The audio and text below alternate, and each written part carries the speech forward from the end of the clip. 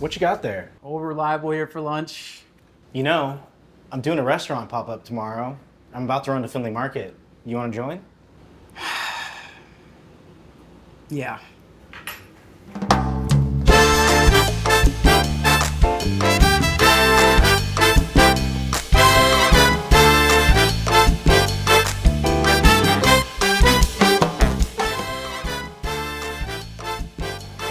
So yeah, this is Madison's at Findlay Market. This is where I get most of my produce. Yeah. We're gonna get some raspberries, we're gonna get some parsley, some green onions, and we'll see what else they got. We're gonna use these in two different ways. Some of these raspberries we're just gonna cook down from fresh to make like a syrup to flavor our ice cream base with. Then the rest of the raspberries we're gonna use for just like a little bit of texture. You can just tell like they're farm fresh. They're so much different than something you get at like a big grocery store, supermarket. The depth of color on them, they're super delicate. It does look fresher than a lot of supermarkets, I would say. All the stuff, it's not sitting on the shelf forever. You know where it's coming from. You know your farmer. How do you balance making a menu that sounds good to you, but then also keep in mind other people's tastes? Having an idea of like your audience, because we're gonna do this pop-up at Mid-City, and people who go to Mid-City, their clientele has kind of been curated to be a little more adventurous. So I think that people would be able to step out on a limb a little bit to try and enjoy something different. But most of all, I just want to keep it fun. I want to keep it casual. You find everything you need. Oh yeah. Okay. Yeah. Thank you so much.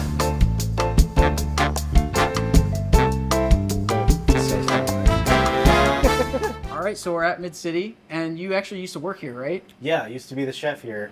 I started in 2022 and I worked here for 2 years. Yeah. Before I went back to school. You want to go check out the kitchen? Yeah, let's do it. All right. But you're gonna take me through the steak dish. I've actually never had this dish. Been to Portugal a couple times. I love the cuisine. Steak and ham together is really fun. We're gonna do a ribeye, kind of sliced thin. Then we're gonna sear it on the plancha over here. Griddle our prosciutto. Then we're gonna hit it with a little bit of beef jus or demi-glace. Bijou. Beef jus. Beef jus. Yeah. And that's like a kind of a finishing glaze on the Yes, dish? exactly. Okay. We're actually gonna add some smashed peas as well. Okay. Just for a little touch. You're just gonna do exactly like as I do. Absolutely not. Be generous with the oil. Always, when you're cooking something, putting anything in a pan, it goes away from you so that the oil doesn't like splash back up. Okay. Gently set her on there. It's almost like bacon. No? It's cured. Do you find the same stress behind dashboards as you do behind ponchos? Sometimes, yeah. I would be using the holder, the towel holder, because I would be scared of the heat, but you don't care. You're just like, Sometimes. it's nothing to me. You just gotta be aware. That flame, though. Don't be afraid.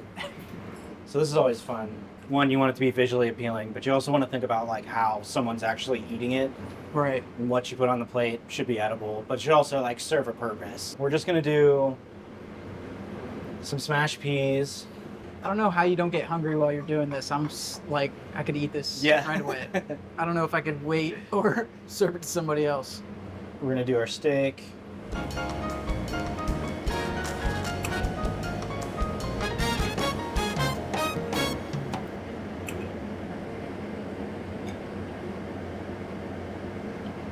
What do you think? Pretty good? I could do the whole thing right now. Like, right now. I don't want to share it with anybody. It is fantastic. It's a perfect cook, too. That's no surprise, but the peas are a great touch, too. Unbelievable. A little like acidity, like some sherry vinegar or something. But otherwise, I think it's a good start. I think it's perfect. It's one of the best things I've ever eaten. That's one dish down. Let's make the shrimp. This is kind of a wild one, and we'll see how it turns out.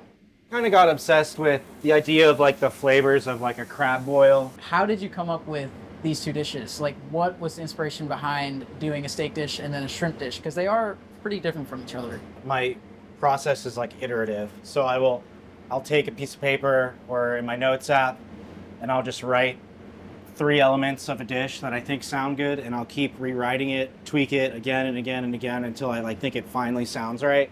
And that's kind of how this menu came together. Just a few of your obsessions or things on your mind. Yeah, And you just wanted to see it come to life. exactly. Cooking is like an art and a science. Art is definitely the plating, but it's definitely scientific. Like, I know I seem like I'm just kind of throwing stuff together, but like there's a method behind it. There's years of memorizing recipes and weights and ratios behind it. Attempt our shrimp dish here.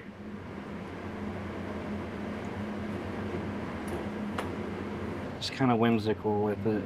And I've never seen anything like that before either. Just gonna give it a little bit. I don't know. We could put more stuff on it, but sometimes things look good when they're like Yeah, it looks just good to simple me. enough.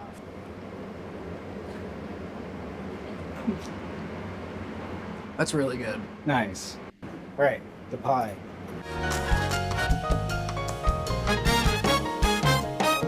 Oh, that was a lot of work. I think I could use some dessert. I've already busted into the Cool Whips.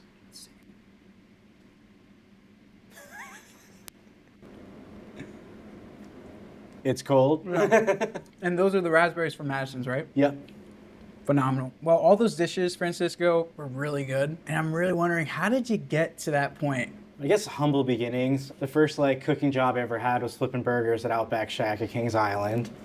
Then I moved up and worked at a nursing home while I was going to culinary school. I worked at Via Vite downtown. That's kind of where I got a lot of like Italian influences in some of my cooking. A big kind of break for me was when I went to a small restaurant called Cumin, where things were a little bit more like experimental. I had a chef that kind of took me under his wing and really like broke everything down to me as how like an individual element of a dish should complement each other regardless if one is removed. I think I've graduated from Lunchables. Maybe not Portuguese steak, but some higher dishes. How would you like to help me out tomorrow? Could use some hands.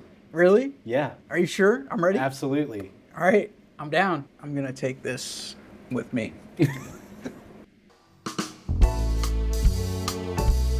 All right, the night of the pop-up, how are we feeling? Feeling good, I'm feeling good. too. I'm a little nervous. Past the point of no return. Past the point of no return. You just gotta commit.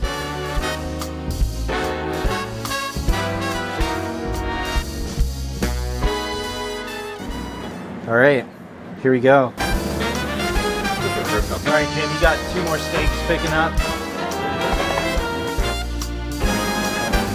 Oh, what's it? Wow.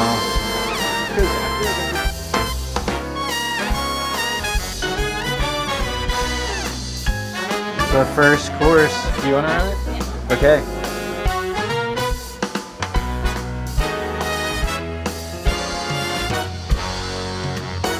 We're gonna do 2 per order, just a little bit on top. And this is the edamame sauce. Yeah, I would hold it like, I don't know, like a 10 maybe. There you go, there you go. Cool, perfect. I'll drop it off like that. Sure.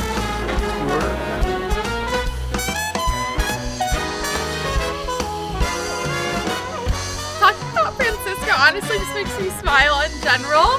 He is such like a kind soul, and so I was so happy when I heard that I was the one of the lucky people who got to come. And I'm a big supporter of anyone doing something like outside of work that is their passion.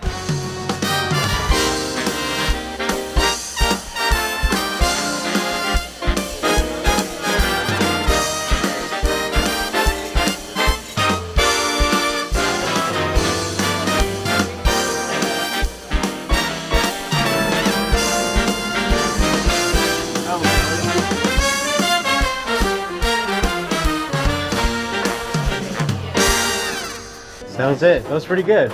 Oh yeah, dude. Nice. Yeah. You did great in there. Do you feel like a little more empowered, a little more confident to start trying things out? I think I can make something better than a Lunchable. Yeah, and watching this whole thing unfold, I can see that some of it may help you at Curiosity and in your job. In the same way, when you do a pop-up or you're working at a restaurant, like everything that you do is for the guest. Same way working at an agency is everything is for the client. So you have to have attention to detail, being mindful of timing, what's on the board, what needs to go out first, just like that. And thanks for teaching me again. Yeah, It of was a course, blast. anytime. Yeah. I'm excited to see what you come up with.